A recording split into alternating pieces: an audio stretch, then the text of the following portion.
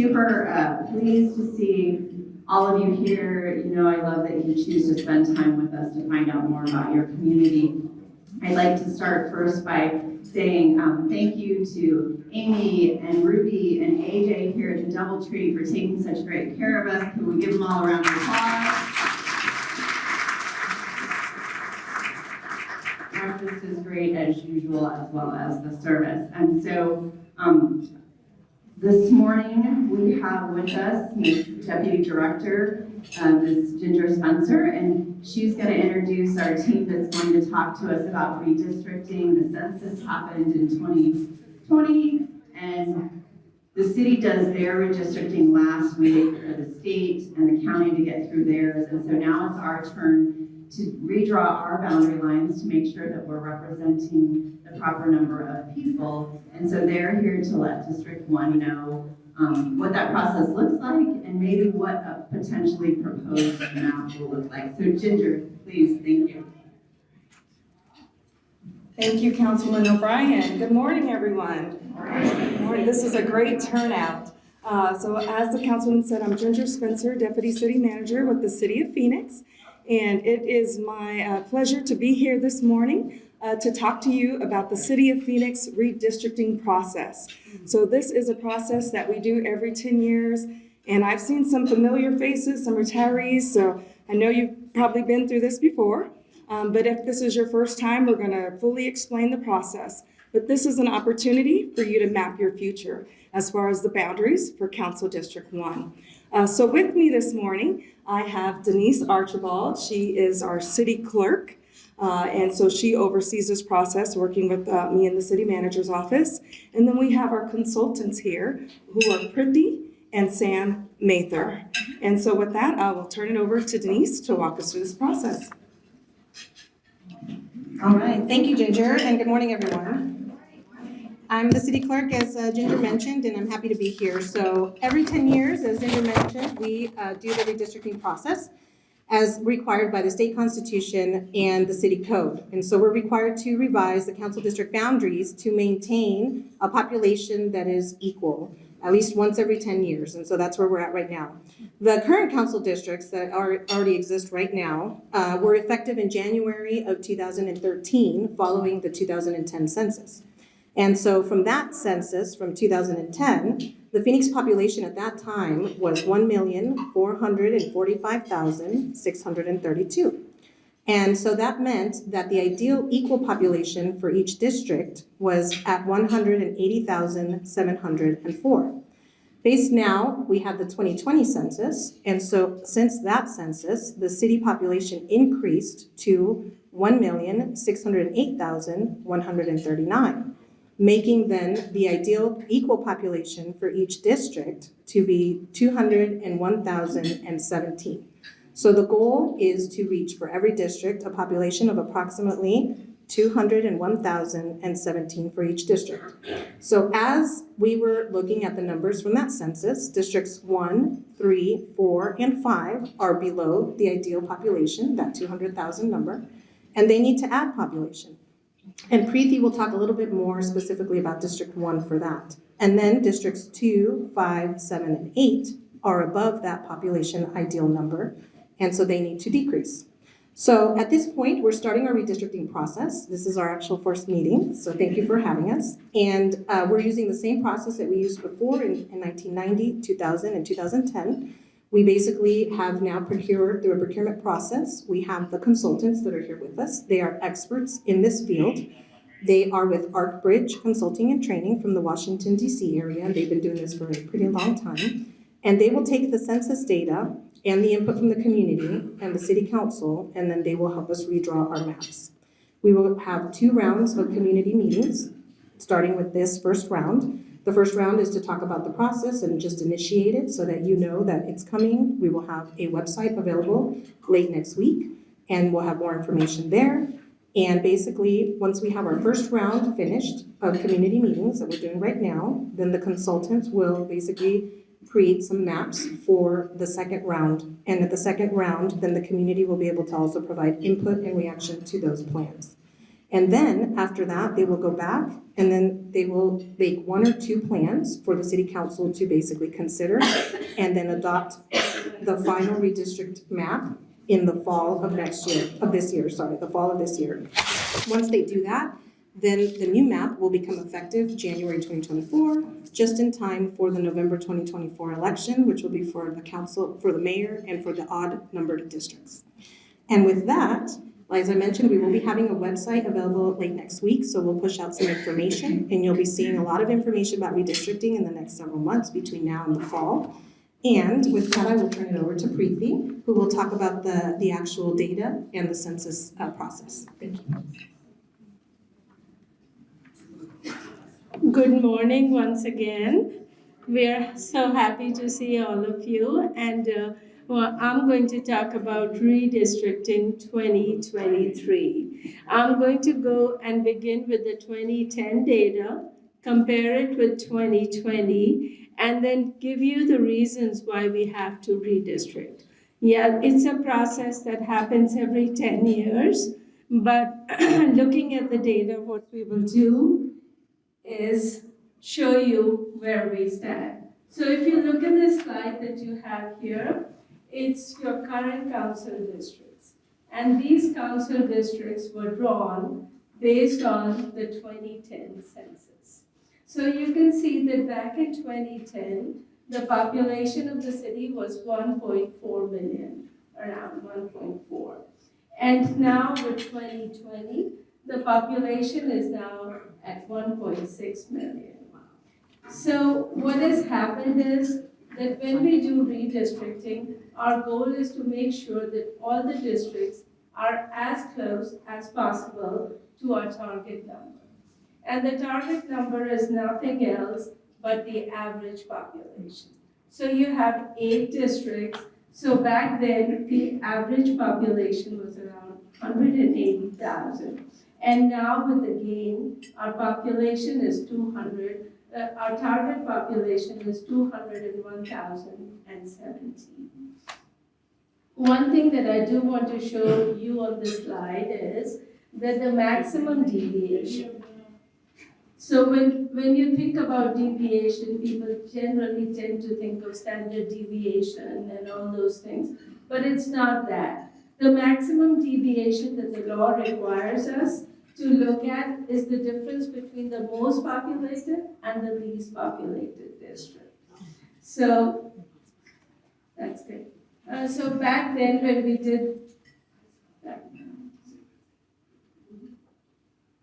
okay, never mind. This on the previous slide we were just showing you that in 2010 with that data the maximum deviation was 4.74%. But now with the 2020 data, the current districts are sitting at a 14.45% deviation. And the idea is that we have to bring it under 5%. So what that means is that we have to edit the districts. Okay, next slide. So here we are just showing you a lot of numbers, but if you look at it, we are comparing the 2020 and the 2010 census, and we are also showing you the difference in the last one. So what we should look at this slide is that there is a gain, and the gain is of 162,507 people over a period of 10 years. Next slide, please. So now we wanted to show you where the growth is. So if you look at it, we have the 2010 census, we have the 2020 numbers, and then we are showing you the difference. And on the right-hand side, you're seeing the map. The map is simply color-coded by the growth. So here, the point of this slide is that each district has grown, okay? And the ones that we have highlighted in yellow, they've had a considerable growth. So here from the slide, if you see, D7 or District 7 has had the most growth. And we are here in D1, District 1. So you can see that District 1 had considerable growth, but then our target also grew. So we'll talk about how we are close to the target population, but we will show you that. Next slide, please. So when we do redistricting, we have to follow the redistricting guidelines. And these guidelines, some of them are defined by the federal law, and some of them are defined by your city charter and your local requirements. So the first thing that you see up there is equal population. So that is not always practical, that each district has exactly the same number of people. So that is where the concept of maximum deviation comes in. And the goal is that we have to keep it under 5% overall. And for each district, we should try to keep it close to 1%, so that all the districts are balanced. And of course, we need to make sure that the minorities are fairly represented. And then there are some other guidelines. And so if there are communities of interest, we want to keep them together. And we also want to look at, we don't want to have a district, part of it here and part of it there. So we want to make sure that contiguity is there, continuous, and then compactness. And we do not want to totally change the districts. So the core, we want to keep the core of the district the same as it is now. Then continuity of representation. So the incumbent lives, we want to make sure that when the new districts are drawn, the incumbent is still in there and that we have not taken her out of our district. Okay, and then the preservation of political subdivisions. And here what the city is requirement is that we try to use the precincts as much as possible. So we work at the block level, but we want to make sure that the political subdivisions are together, which means that we are not splitting the precincts as much as we can. So we don't want to do that. Next slide, please. So here on this slide, what you see is a color-coded slide. And we're hoping, that that it would be easier to understand. And here the green districts are the ones that need to gain population. And you can see that is 3, 4, and 6. And 1, we have color-coded it in light green.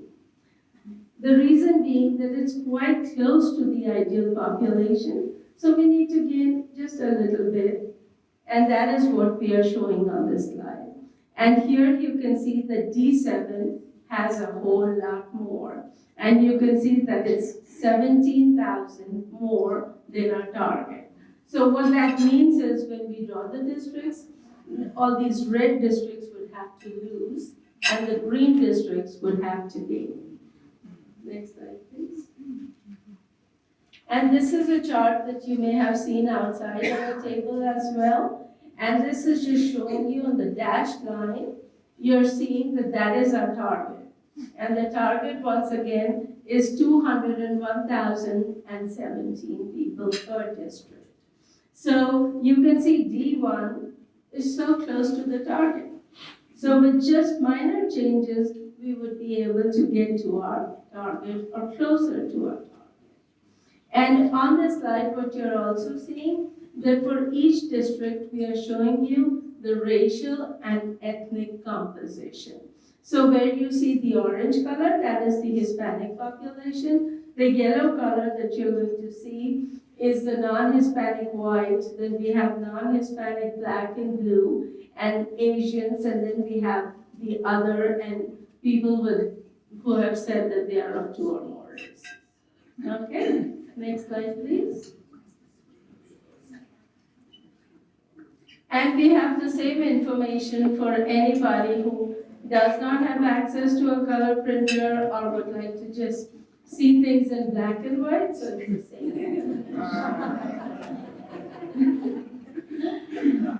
All right, so I did talk about minority, majority that we have to look at. So here what you're seeing is we wanted to look at the 2010 data and see how things were back then.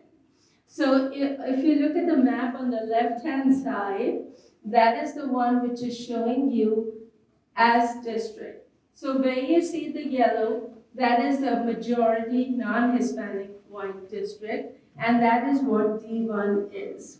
And then there are 4 majority non-Hispanic white districts in the city of Phoenix, and then there are 4 which are majority Hispanic. So you can see the way where the districts are.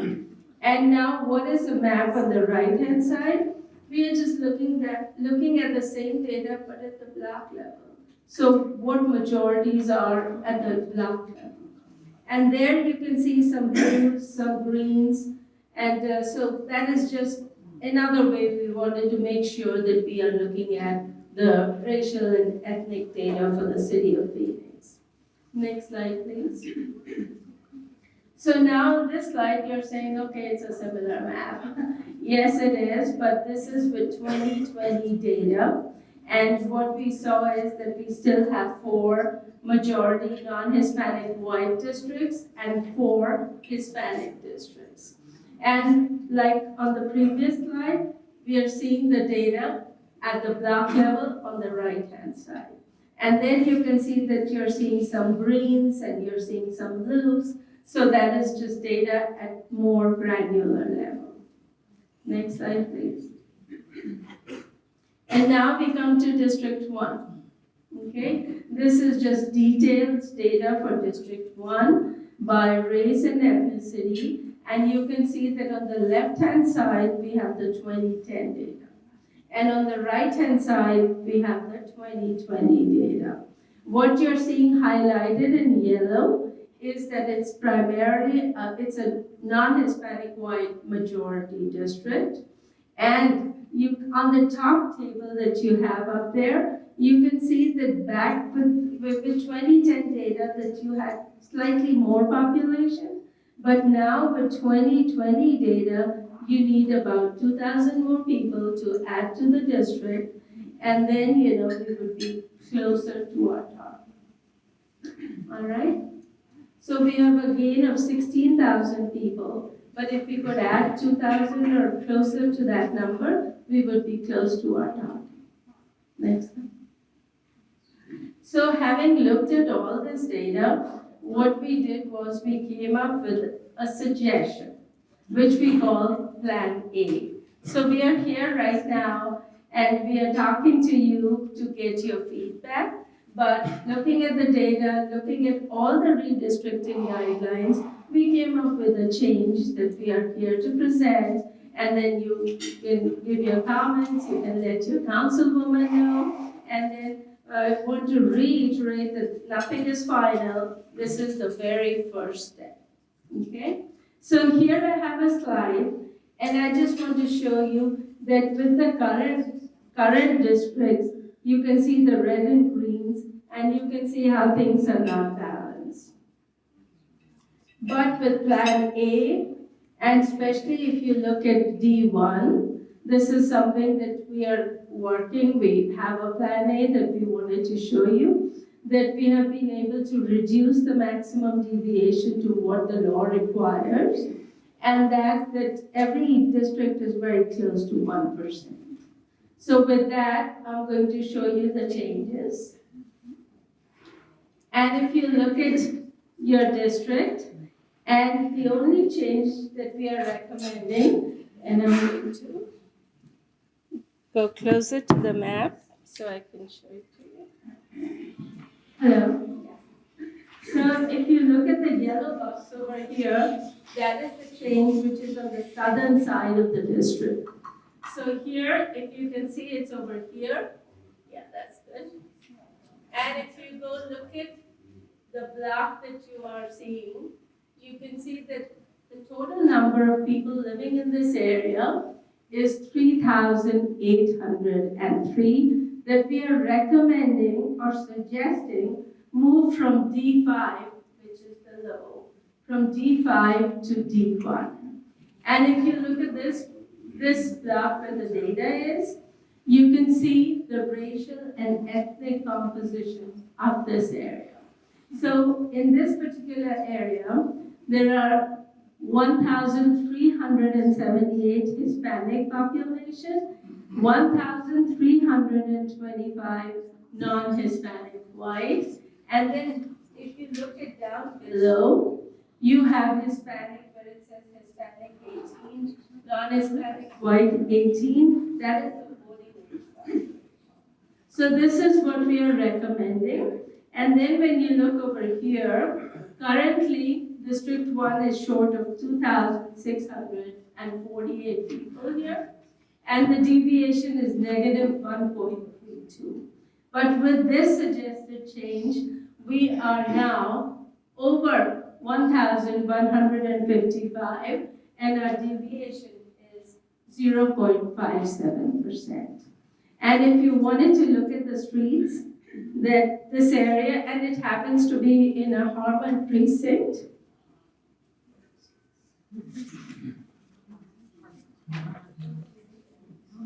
And if you wanted to know what are the streets that bound this area, okay, so you can see it's Butler Street on the north, and then Northern Avenue on the south, and then 35th and 31st. So that is all I had to present today, and I really want to thank you for listening to this. I know it's a lot of numbers, but hopefully we'll hear back from you, and when we come back, then maybe we'll be able to incorporate your suggestions. With that, I want to thank you.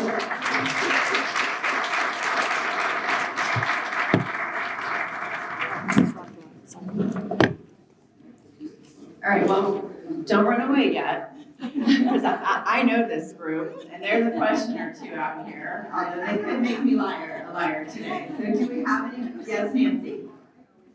As far as our district, I don't have an objection to that, but are we taking into consideration the plant that's going up in our northern area? And all the homes that are being, added up there, is that part of the consideration at all? Okay. Nancy's question is, are we taking into account that the homes and residents that will come in the future with TSMC, right? All right, to answer that question, the law requires us to use the data, 2020 data. So whatever is coming, it's not in the numbers that you're seeing. Okay, thank you. So in 2030, when there is a census, and District 1 has probably grown astronomically, then we will be one of the districts that will have to lose some residents. So, yeah, well, that'll be another council person's problem. Sorry. Do we have any other? The law says you can only be a council person for so long. So.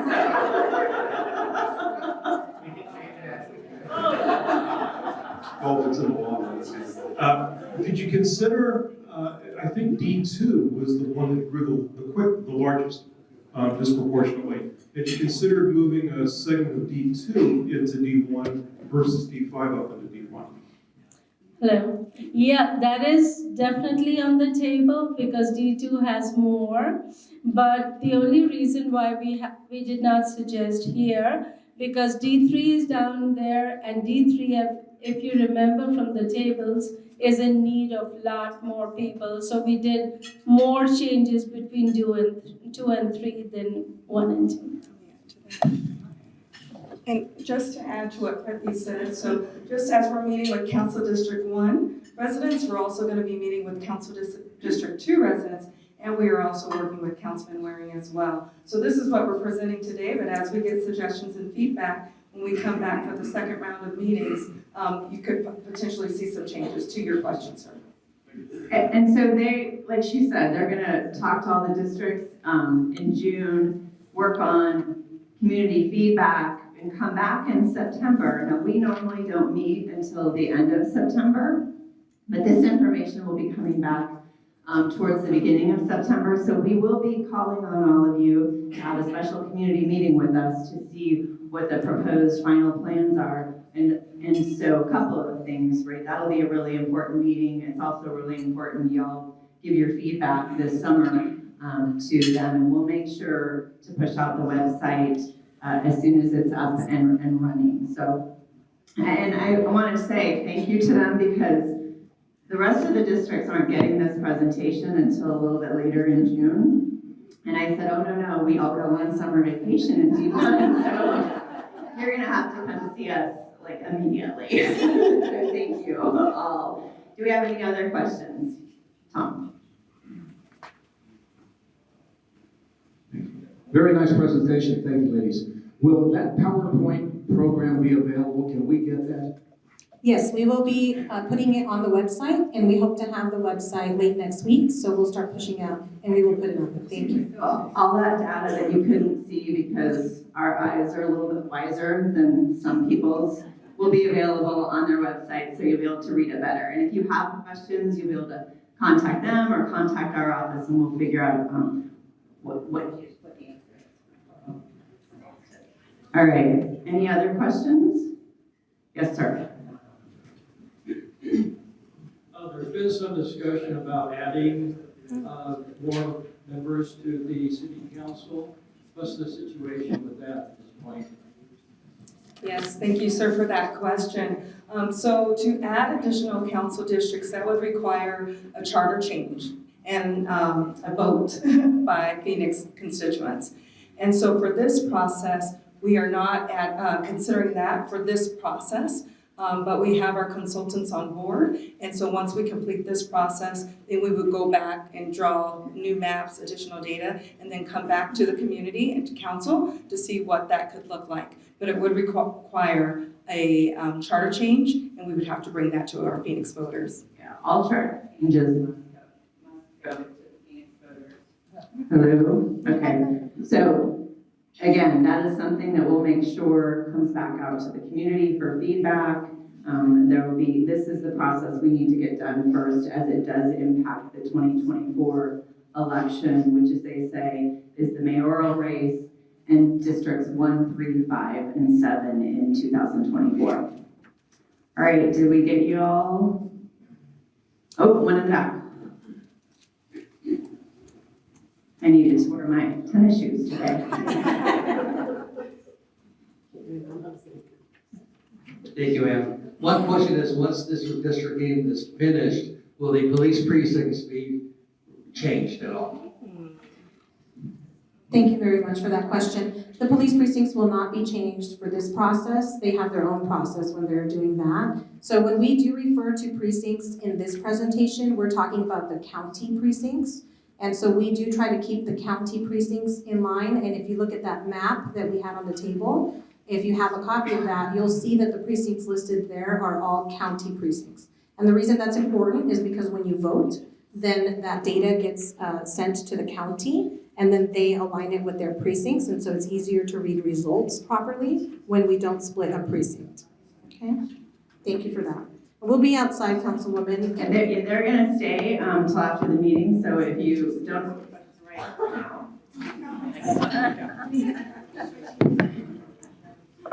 Thank you.